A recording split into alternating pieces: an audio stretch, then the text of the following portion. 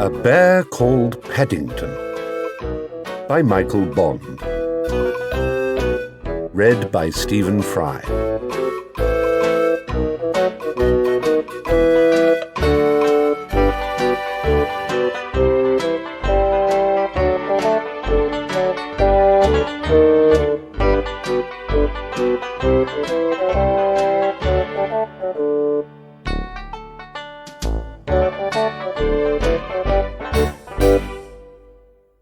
Chapter 1.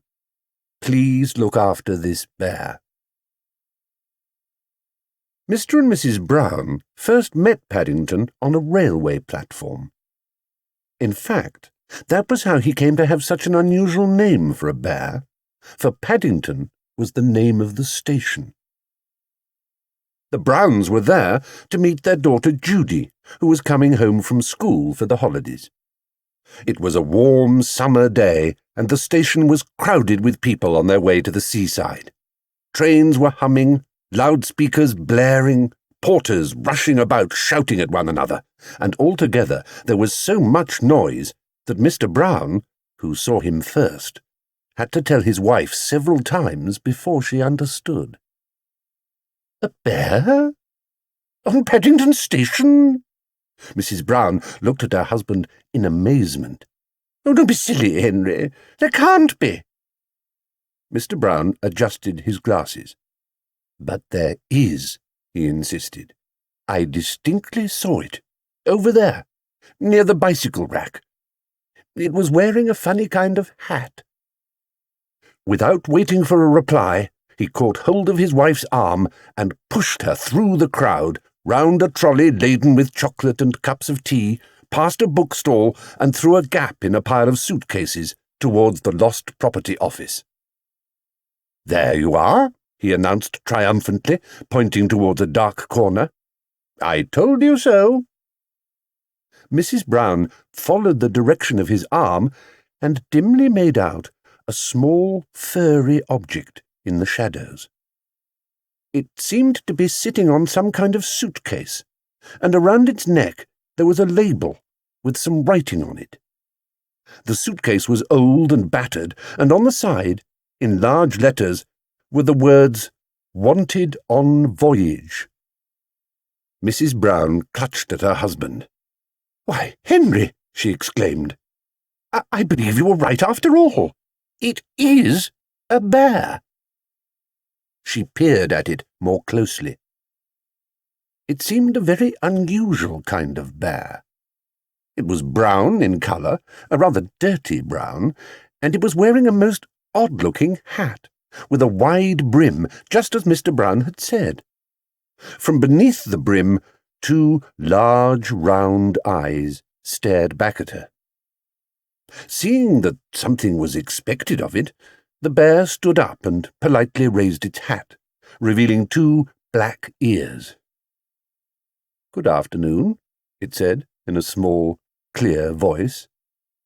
Good afternoon," replied Mr. Brown doubtfully. There was a moment of silence. The bear looked at them inquiringly. "Can I help you?" Mr. Brown looked rather embarrassed. No. As a matter of fact, we were wondering if we could help you." Mrs. Brown bent down. "You're a very small bear," she said. The bear puffed out its chest. "I'm a very rare sort of bear," he replied importantly. "There aren't many of us left where I come from." "And where is that?" asked Mrs. Brown. The bear looked round carefully before replying. "Darkest Peru. I'm not really supposed to be here at all. I'm a stowaway." "A stowaway?" Mr. Brown lowered his voice and looked anxiously over his shoulder. He almost expected to see a policeman standing behind him with a notebook and pencil, taking everything down. "Yes," said the bear. "I emigrated, you know." A sad expression came into its eyes. "I used to live with my Aunt Lucy in Peru, but she had to go into a home for retired bears. "You don't mean to say you've come all the way from South America by yourself?" exclaimed Mrs. Brown. The bear nodded. "Aunt Lucy always said she wanted me to emigrate when I was old enough. That's why she taught me to speak English."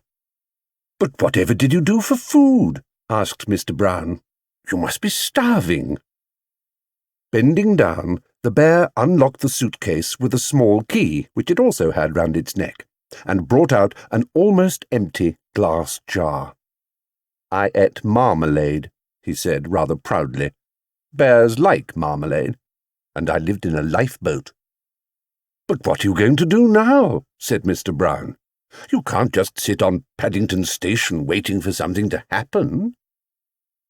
"Oh, I shall be all right, I expect." The bear bent down to do up its case again. As he did so, Mrs. Brown caught a glimpse of the writing on the label. It said simply, "Please look after this bear. Thank you." She turned appealingly to her husband. "Oh, Henry, what shall we do? We can't just leave him here. There's no knowing what might happen to him. London's such a big place when you've nowhere to go. Can't he come and stay with us for a few days?" Mr. Brown hesitated.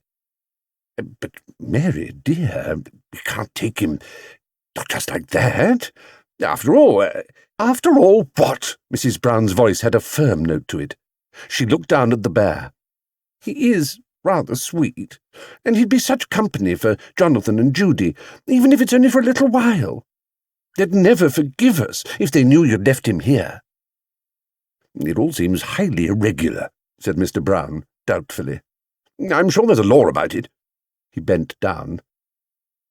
"Would you like to come and stay with us?" he asked. "That is," he added hastily, not wishing to offend the bear, "if you've nothing else planned." The bear jumped, and his hat nearly fell off with excitement.